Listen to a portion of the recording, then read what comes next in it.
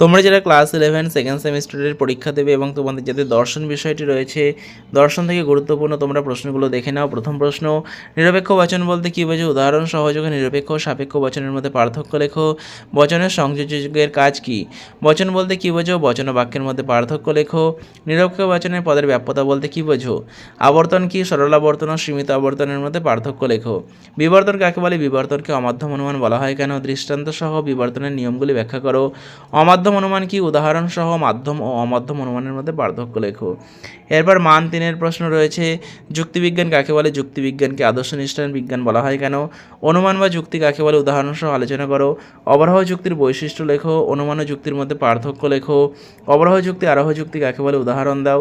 একটি উদাহরণ দিয়ে নিরপেক্ষ বচনের বিভিন্ন অংশগুলি চিহ্নিত করো। বচনের সত্যতা কয় প্রকার ও কী কী সংক্ষেপে আলোচনা করো। বৈধ ও অবৈধ যুক্তির পার্থক্য লেখো। বৈধ যুক্তি বলতে কী বোঝো? উদাহরণ দাও। বৈধ যুক্তির আকার কী? সত্যতা বৈধতার পার্থক্য। অমাধ্যম অনুমান কাকে বলে? মাধ্যম অমাধ্যম অনুমান পার্থক্য। অমাধ্যম অনুমান কয় প্রকার ও কী কী? আবর্তন কাকে বলে? আবর্তনকে কেন অমাধ্যম অনুমান বলা হয়? ও বচনের আবর্তন সম্ভব নয় কেন? কোন ক্ষেত্রে কি এ বচনের সরল আবর্তন সম্ভব? দৃষ্টান্ত সহকারে বিবর্তনের নিয়মগুলি লেখো। সাপেক্ষ ন্যায় কাকে বলে? সাপেক্ষ ন্যায়ের শ্রেণীবিভাগ করো। একটি গঠনমূলক প্রাকল্পিক নিরপেক্ষ ন্যায় কখন বৈধ হয়?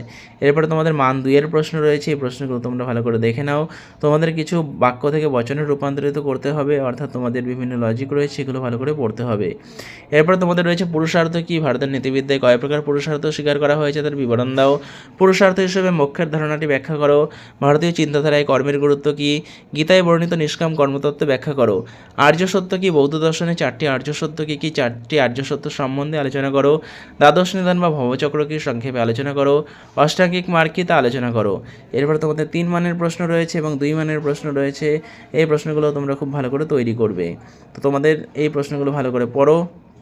এর মধ্যে থেকে তোমরা কিন্তু পরীক্ষায় অনেকটাই কমন পেয়ে যাবে। আর এর বাইরে কিন্তু আলাদা করে কিছু তোমাদের না পড়লেও চলবে। নিরপেক্ষ বচনের গুণ ও পরিমাণ অনুযায়ী শ্রেণীবিভাগ বা তোমাদের যে বাক্য থেকে বচনের রূপান্তর, তারপরে তোমাদের ন্যায়ের সংস্থান থেকে অব্যাপ্য হেতু দোষ, অবৈধ পক্ষ দোষ, অবৈধ সাধ্য দোষ, চারিপদ ঘটিত দোষ, এই ধরনের যে প্রশ্নগুলো রয়েছে এগুলোও তোমরা খুব ভালো করে পড়বে। তো এই সম্পূর্ণ সাজেশনটা তোমরা যদি ভালো করে তৈরি করো, এর মধ্যে থেকেই তোমরা কিন্তু পরীক্ষায় বেশিরভাগটাই কমন পেয়ে যাবে।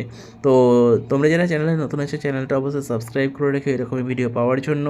আর তোমরা যারা মনে করছো বিভিন্ন বিষয়ের সাজেশন তোমরা চাই, তো তোমরা কিন্তু নিচে কমেন্ট করে জানাতে পারো।